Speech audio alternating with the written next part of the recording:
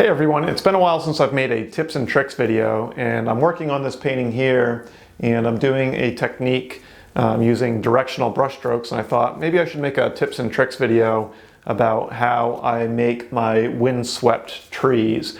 And what I do is use kind of an impressionistic type tool that a lot of the old impressionists used to use to create motion, and that's to use directional brush strokes. So what I'm going to do is just zoom in here and show you how I'm kind of creating this windswept look by just using a simple, just two brushes here, two small pointed round brushes, and how you can create that windswept look. Okay, I'm just taking my highlight color now, and my brush stroke is basically a curved brush stroke going towards the bend of the tree. So the wind's blowing this way and blowing the trees this way.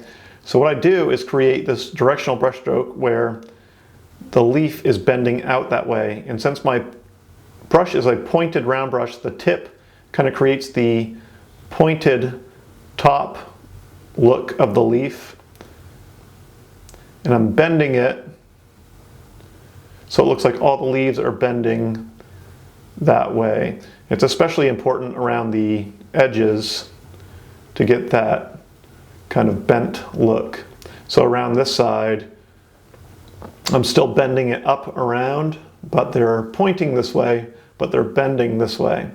So I'm not really painting individual leaves more than just painting in brush strokes, and a lot of the impressionist painters used to do that, especially for water and things like that, to create ripples and movement. They use directional brush strokes. So you can tell a lot with directional brush strokes. You can create movement, rhythm, and a lot of those types of things. And it's just something you should practice and try. You can do it with leaves, grass. You know, you can make the grass bend that way too. And it just gives your painting movement and feeling. So it makes your painting feel more alive.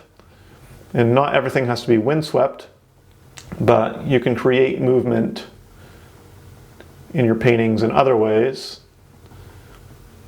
by using directional brush strokes. So even in this road I use directional brush strokes, which I'm still working on, but I've got directional brush strokes making it come out towards us, and it kind of creates this movement. It draws the viewer in. So for leaves, I'm just taking my highlight color, highlighting my trees, and bending the leaves with my brush stroke, so that way I get some movement. And it doesn't really matter your colors. The first step would be to create the whole movement with your dark base color in a similar fashion. You just create the shape of the tree and then highlight on top with the same directional brush strokes. Some are more dramatic than others. And it's also easier if you thin out your paint a little bit. You can really get your brush moving. And I like to thin my paint out with either Neo McGilp from Gamblin or a 50-50 mix of OMS and linseed oil, or OMS, if I want it to dry fast, OMS and liquin. But for these top layers I'm not worried about it drying fast, so I'm just using Neo McGilp, which will make it dry a little bit faster than normal, so that way tomorrow I can come in and do another layer. But it doesn't dry quite as fast as liquin. Okay, so just to recap here, directional brush strokes in your leaves, you bend the shape out towards the bend of the tree.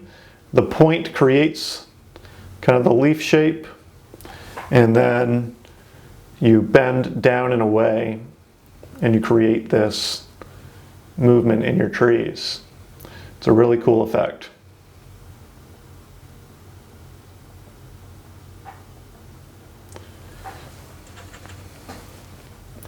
If you want to learn more tricks with painting, or you're just getting started painting and you really want to learn the basics, or you've been painting for a while and you want to learn some new techniques, you can head over to my website, www.timgagnon.com, and I have a new oil painting set that takes you through all the basics and teaches you all the elements of landscape painting, from trees to water, rocks, mountains, hills, you name it, it's on there. So you can head on over to timgagnon.com and check that out if you're looking for some more instruction on oil painting.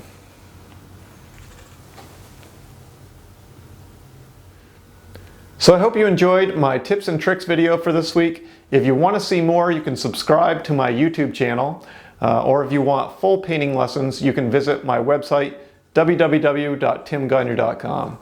Thanks for watching, and I'll see you again soon.